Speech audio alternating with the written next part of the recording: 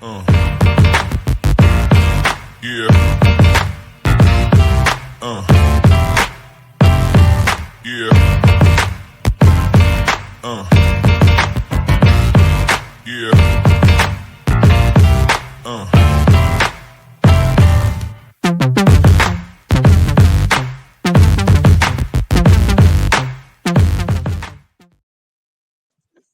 Yo, what's going on, everyone? Welcome to this week's episode of River City 93. I'm your host, as always, Elliot Barr. And is joining me is a man that probably saw the two biggest upset wins this season in USL League One when the odds were against them. The Richmond Kickers took down a team that was fighting for the number one seed in USL, Knoxs. How you feel, Matt? How you feel about this surprise win that came out of nowhere? This gritty win from the I mean, Losers. the win feels good. Wondering why you're rocking, Tennessee related gear right now. Because my We just beat Titans down got their first Tennessee. ever win, and No. I put myself in the misery of doing it. No. You gotta understand time and place. We just beat down the Tennessee boys. You Well, cannot be okay. rocking in here when all you can mostly see on the screen is the word Tennessee. Well, you can see a little side, but I mean, okay. Look, it's a lot better than One Knox thinking this game was being played in Blacksburg. Because I don't know if you saw their Instagram post where they're like, "Oh, where is this game at?" And it was like in Blacksburg, and it's like, "No, guys, that's Virginia Tech." No, that's not Richmond. But yeah, I am rocking a little Tennessee stuff. They got their first ever win. Not gonna lie, I was a Debbie Downer on the Tennessee Titans, much like I kind of was on this weekend. I wasn't expecting a whole lot. I thought that One Knox was going to come in, take care of business, and kind of lock up a home playoff game. But the Richmond Kickers lived to fight another day. Darren pulls out his dark magic again and gets probably the biggest win of the weekend. Yeah, I mean, still alive. There's Yeah. still a slight pulse, out there. Got to win out. Got to get a lot of help while winning out, but hey, not dead yet. No. And we'll take that. And on a related note, Knoxville, what an absolute bunch of frauds. How do you lose twice, to this team? Right. I cannot take you seriously. No. No, get out of here. You're not a serious contender. Thanks for the 6 points though. Yeah, right. Thank you for the 6 points. Yeah, it's been a massive turnaround for this team. And look, the end of the schedule is favorable for the Kickers. But we'll talk about that later. Let's talk about the game, Matt. We saw some notable times up. Darren went back to the 4-3-3. At center back, Beckett Howe is at center back. We'll talk about his performance, obviously, and whatnot. You had Chandler Dwyer, Aiden Billhart, and center mid, Soyford as well, and center mid, Espinal, Kirkland, and Emiliano Terzaghi. What did you think about this lineup? What was Darren trying to convey to his team with this lineup? How do you think it played out? At first, I was like, okay, seems like it's going to be normal. Seems like it's going to be normal. Then I see Maxey and Beckett, both listed starting, and I'm like, huh, okay. My first thought was, all right, is this going to be a Maxey plays, on the wing? Is this going to be a Maxey plays in the midfield? Because we've seen that earlier this year, sort of thing. So I was trying to figure out how is this going to look, and like 30 seconds, a minute into the game, I'm like, oh, all right, Beckett's playing center back, and yeah, I'm pretty sure I said it actually out loud on this and not like when we were just talking, randomly other times. Like I've kind of felt that that's really what he probably is. Yeah. Honestly, my very first thought was, "Oh God, please don't make me look bad," with his opinion. And guess what? Boy showed out. He did. He had a strong game. Let's focus on Beckett's game. What, like you said, you have mentioned it before. Beckett feels better at the center back. Why is that? Like, why does Beckett fit more naturally into a center back spot and not as a fullback? I mean, I think for me, like just his body mechanics, the way he moves, Mhm. it look part of it is just aesthetics. Looks like he feels more natural in the middle, just like how he runs, how he positions himself, how he defends overall. It's not to say he can't do it, at that left back spot, but it looks like he's thinking a little bit more there, and looks like in the middle he feels more natural. He's a little bit more reactive. It gives him more coverage space too, where he can be able to dive in a good way, not the bad version of diving in, Yeah. in the good way, to be able to help cut out crosses or passes, whatever the case may be. He can be able to slide left to be able to provide cover for when Maxi gets a little more forward.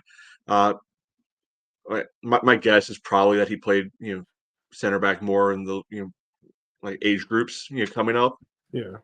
and that's just where he has more experience. But and granted, one game we've been burned by this, like, oh, this one thing happened. This is awesome. It's going to, forever, may continue, and then it doesn't continue. Mhm. But hey, let's ride that wave again. Jump back on the horse. Let's go. One thing that we have talked about in the podcast is like, we've talked about this defense being porous, and this defense, this game, I would say, did well. Like they were a positive and not a negative. Like they didn't deter from the game, even though they gave up a goal. Um, for Marcelo Lodge, it feels like he needs a partner that's a little bit more mobile, that is willing to step into that space, but also be controlled and not give up a silly tackle. Can Beckenhow be that partner for him? Because we've seen him partner with Gee, we've seen him partner with Clyde Echella, even Griffith Garnett. Is this a potential partner for Lodge? I mean, for Lodge and Beckenhow? Right? Maybe. Like, again, sample size right now, but Yeah.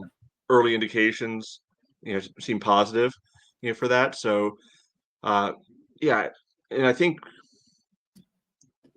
Beckett provides I don't know if there's a better way to say it, like the right kind of aggressiveness.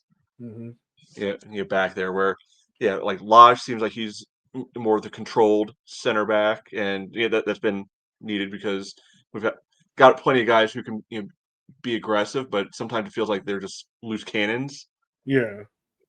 Back there, and Beckett seems more like the heat-seeking missile, type, of aggressive. Yeah. If that makes any sense. No, that does. That makes a lot of sense. So yeah, I mean, yeah, I was impressed with the defense. Um, Another standout for me in this game was Simon Fitch. Real big contributor on both goals, actually. Even though he doesn't get recognized for the assist on the Bill Hart one, I felt like he had a big part in it. With playing the ball in, and Bill Hart, by the way, took a beautiful strike off the volley to the back post to make it 1-0 here. For Simon Fitch, also shout out to him. He became a Centurion in the club. So congrats to him, local kid. 100 goals, 100, not 100 goals. That'd be great. 100 caps for the Richmond Kickers. One thing that I feel like he's really added to his game this year is the ability to cross the ball in from these deep spaces, kind of pick his head up and kind of pick out where he wants the ball to go. Because that was kind of like a drawback to his game when he first started, where we didn't feel like, all right, he can really assist. He's a great defender 1v1 at times, but he can't really assist the ball in or play those low passes. And over the years and over the games, he's gotten better at it. I mean, I don't know if I agree with that. Like it was a couple of years ago, we saw him get down to the end line, cross the ball in. Emmy would get you know a tap in, of some sort. Like Mhm. that play happened probably enough that we commented on it, Yeah. pretty specifically. So it's not like he hasn't been able to provide that. I think that kind of the deeper crosses, that might be something a little newer, into the repertoire. And there's certainly what happened on the Maxi goal, but uh, I think having a guy like Bill Hart in there in the midfield opened up a little bit more space for Simon, because there's just an extra dangerous player there, and you know, the defense has to play honest, off of Yeah. Bill Hart, right? And because between you and me, I think if I'm an opposing coach, I'm going to have our guys like, hey, focus in on 20 ahead of focusing on 4. When they got the ball, like just being realistic here. So it's going to give Simon the chances. And the first one, I mean, I understand why he didn't technically get the assist, but I swear we've seen like that turn into an assist for other players. I have to. I'm willing to give him an assist on this one. Like give him an assist. He did great in this game. But the second one, like, oh my god, that's not exactly where he wanted to put it.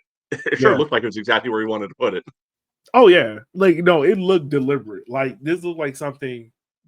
Now, One Knox did a horrible job of defending this, right? Because they just let the whole backside wide open. Which one are we talking about? I don't think they did a good job defending either one of them. Now that I'm complaining.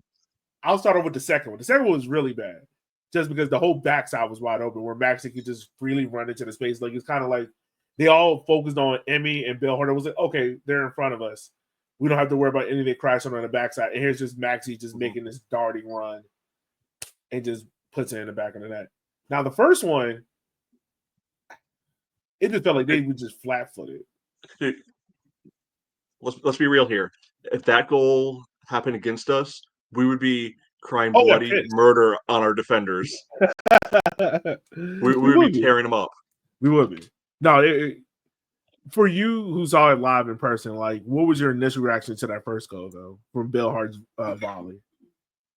I'll be honest, live, I thought it was actually more impressive live. When I saw it on the replay, I was like, oh, well, he was like had a really easy angle and nobody actually closed him down too much. That probably wasn't as hard as I thought it was.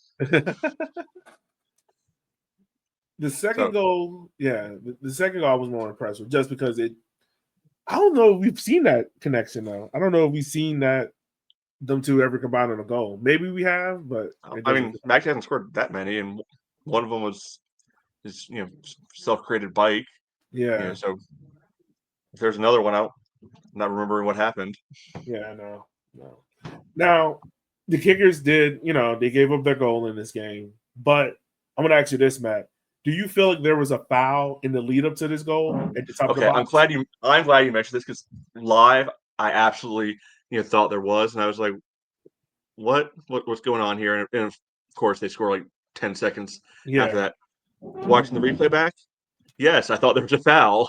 I thought Chandler just got run through by Kelly and could have held his feet better, maybe.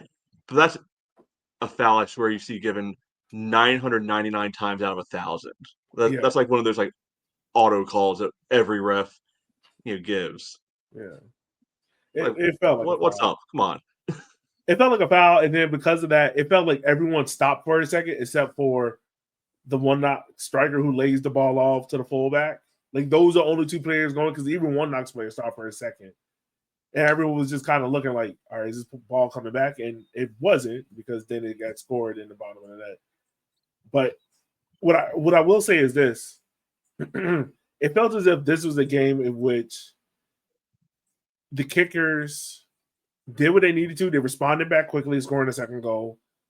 And then more or less, they kind of just forced One Knox to figure them out and just be difficult and stingy. Like they break when they needed to. They try to create some chances. And did it come off? Maybe not.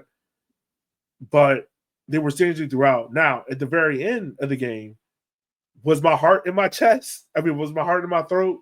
When that volley went wide at like the last second, absolutely. Because Matt, I don't know if we could have done this podcast today if One Knox would have scored at the last second. I didn't realize it was that close, live. I thought it was just blown for the whistle, and it was like, all right, cool, game's over, we won.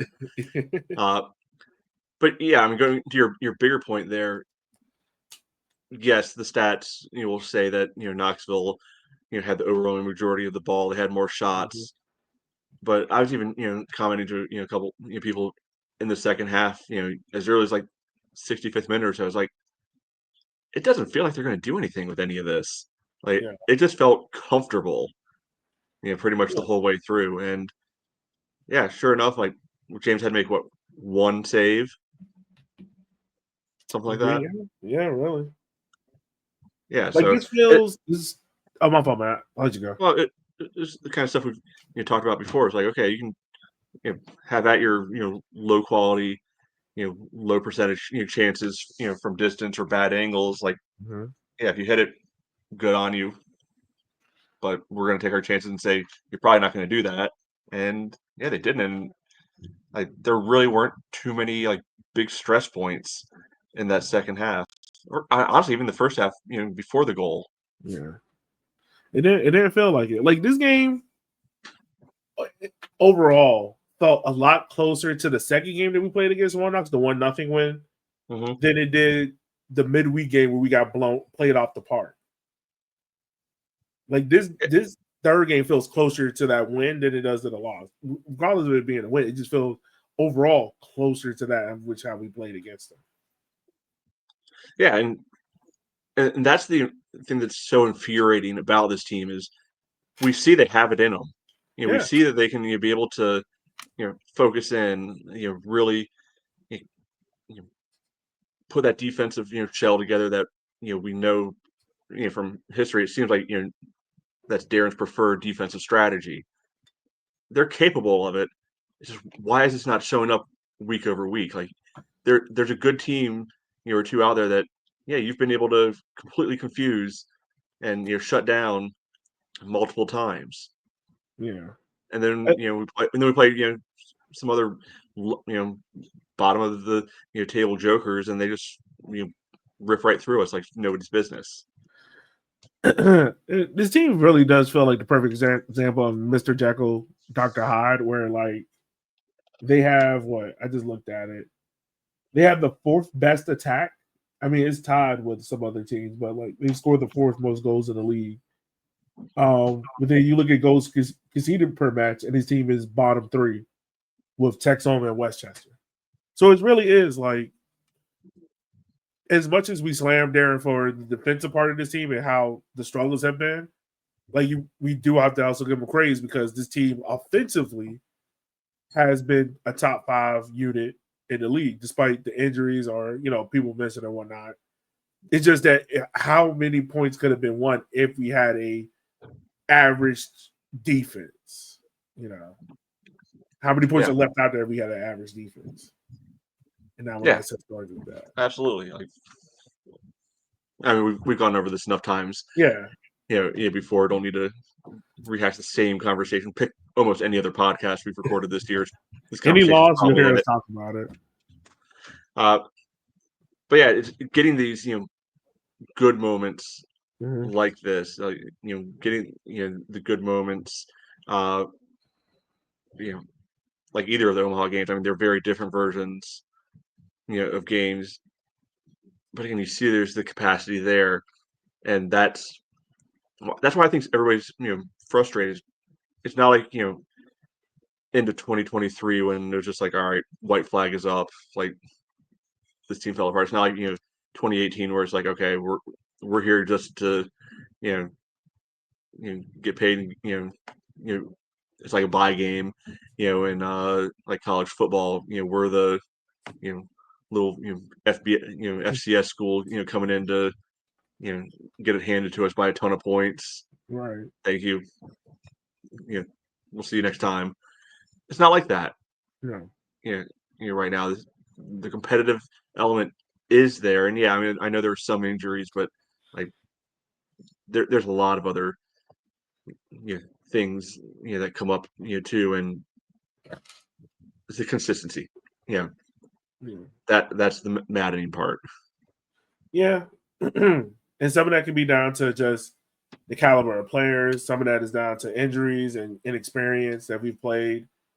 But then some of it is just we just need a better, like you said, more consistency. And hopefully in the offseason, I'm pretty sure Darren and them are going to target the defense and look at how to fix it and improve it. But we'll have more conversations about that if we get closer to the offseason and things like that.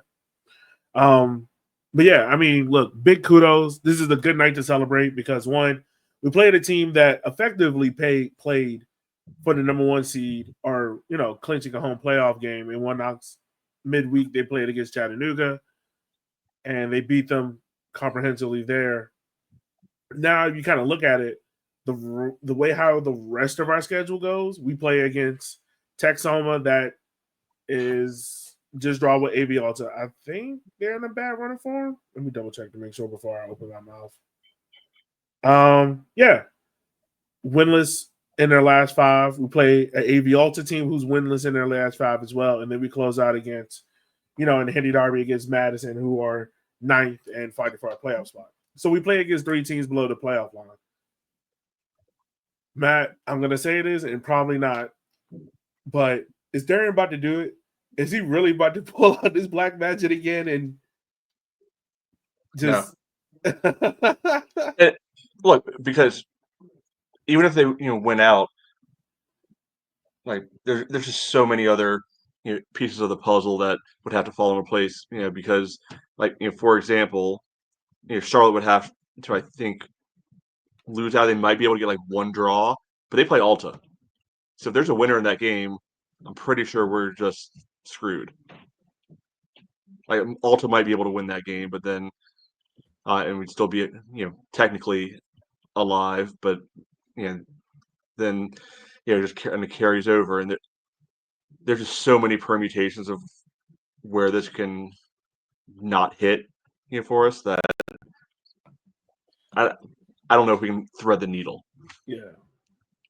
Like Madison beating Portland this weekend, which hilarious how much Portland fans are crashing out over 1 loss and like losing their mind because one of their guys got sent off for elbowing a guy in the neck, would have been the head, except he's a little tiny dude, so he couldn't get up to his actual head. Like, yeah, the guy embellished a little bit, but like, yeah, maybe don't go throw a forearm shiver right in the guy's jugular.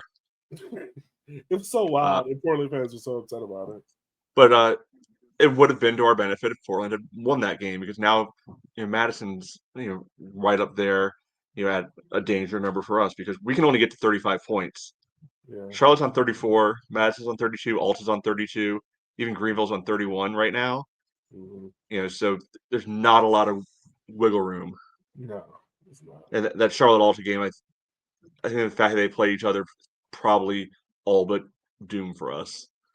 Yeah, we talked about it last week. It's just crazy how from that Henry Derby loss kind of just changes both teams' directions, because Madison was a team that dead in the water, and it really did feel like whoever win that game was going to have a good shot in the playoffs. Madison's taking advantage of the opportunity. Richmond hasn't. But hey, like until that E is beside our name, I appreciate these boys keep fighting, and I think something can be said for them holding it off as long as they can. Back to the game though, on one Knoxs, was there any other players that stood out to you and impressed you? I have one, but I want to hear if you have any. No, go for it first. I've been really impressed with him so far. James Sneddon. Once again, I've said this again, like last week and this week. I feel like as being a young goalkeeper, you're going to make mistakes, and we've seen him making mistakes, but he has gotten progressively better just with the overall command of himself in the box and just how he plays, things like that, being vocal. And I like the fact, too, that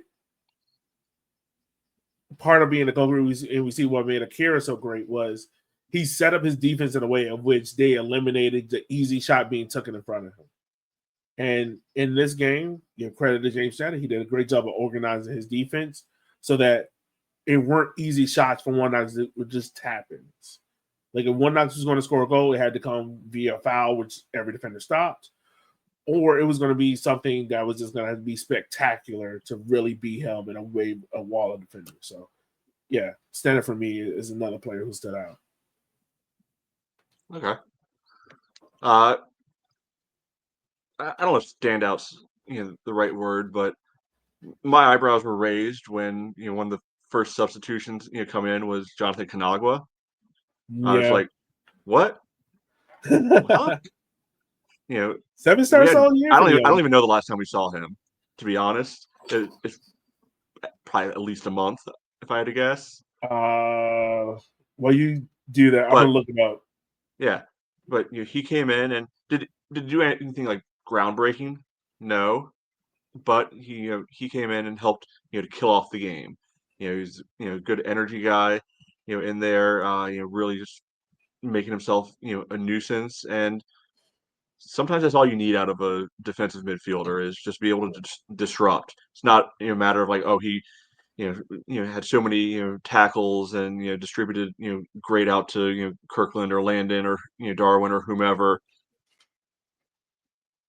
And maybe this is grading from a low bar, but he went in there and at the minimum he wasn't noticeably bad.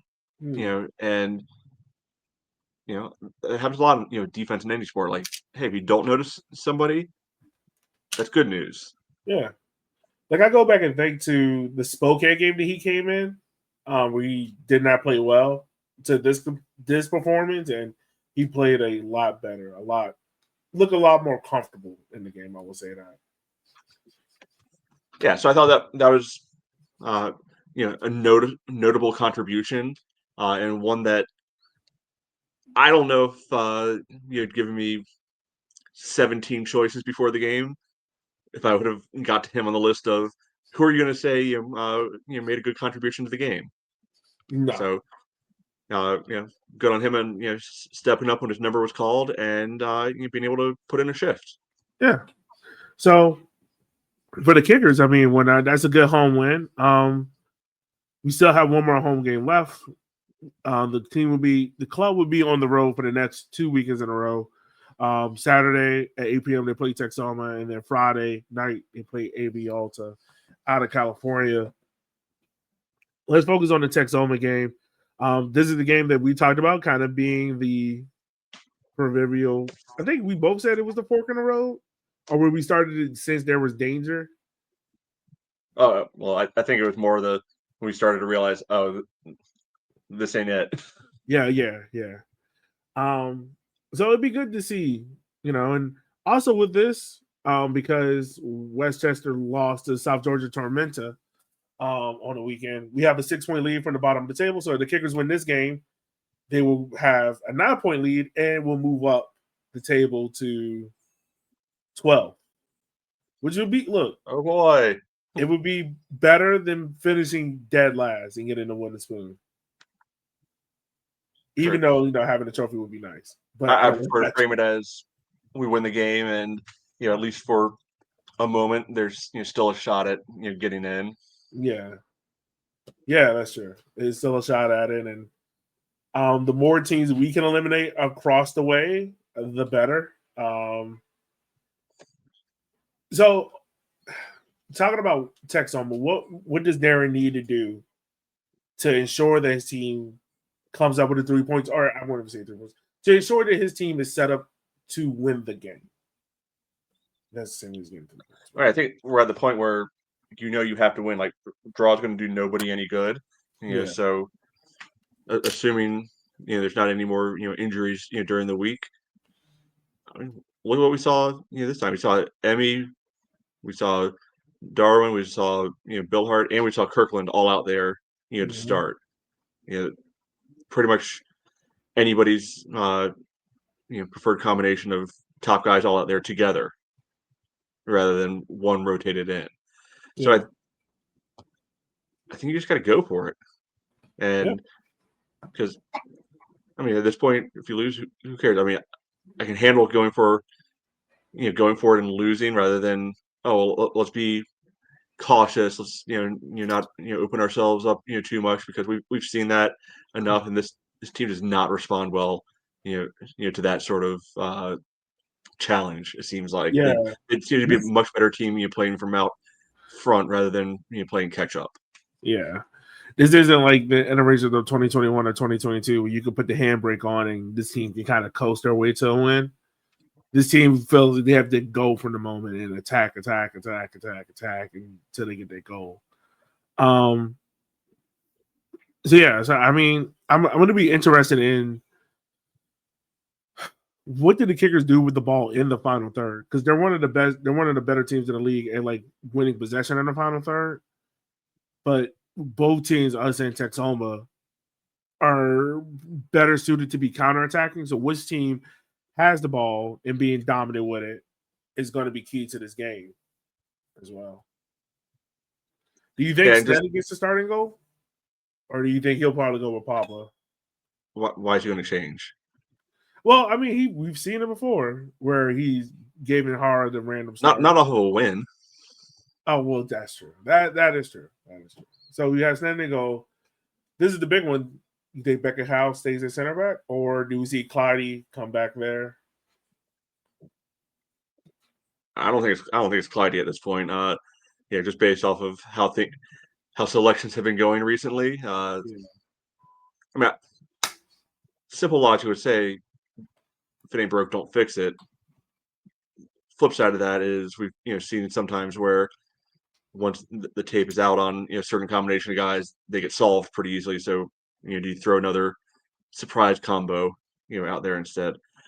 I think you just got to roll with the same grouping.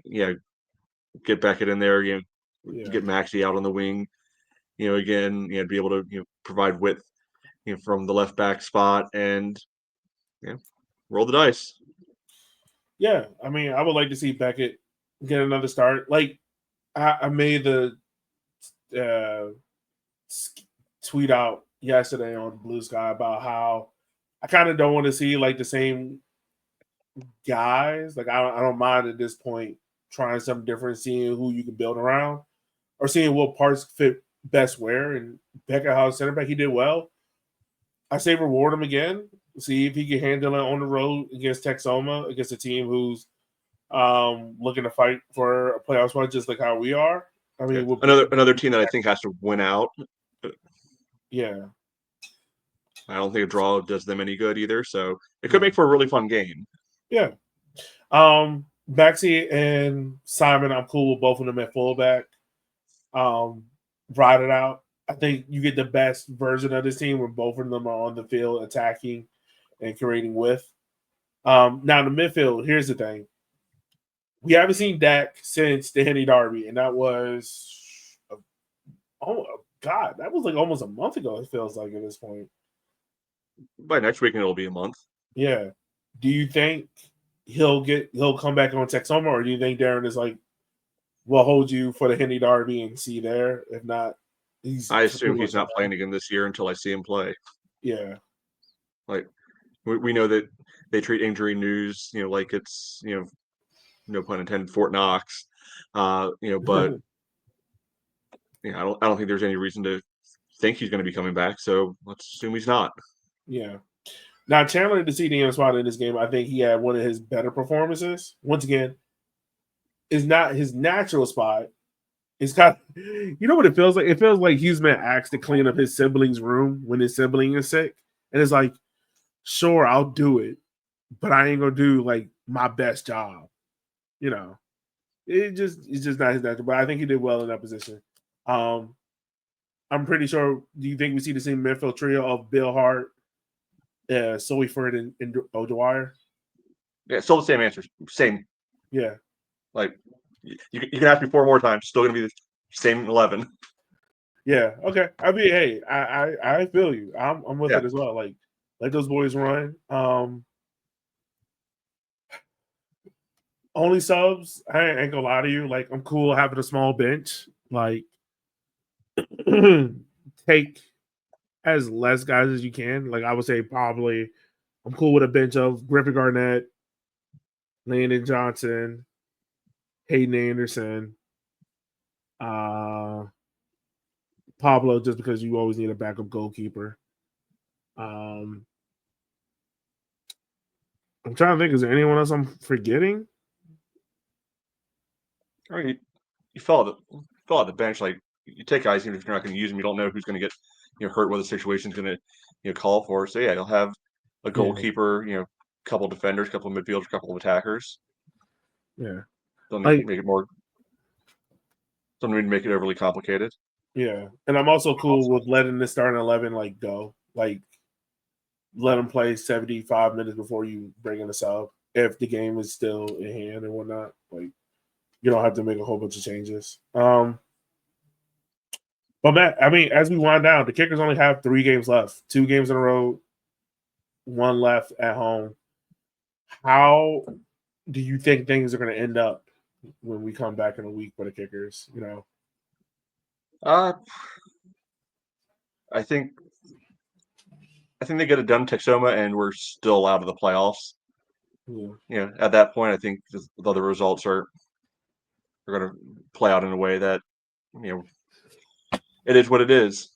So what'll happen there will happen. But I think they can keep a good thing going. Maybe get a little more good fortune on another football field. They've done decently on those so far. We got a draw in Portland. Got 2 results up in Westchester. On gridirons. So hey,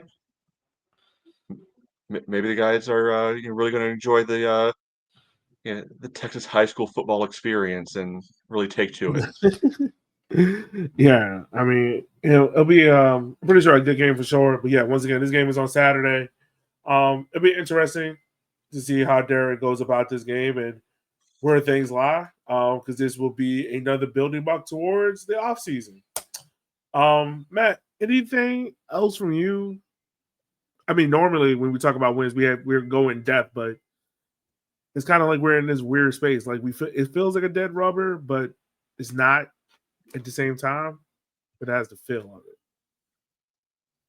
I mean, it was still good experience. Like, and with the size of the crowd, it's like 5,500. Out there.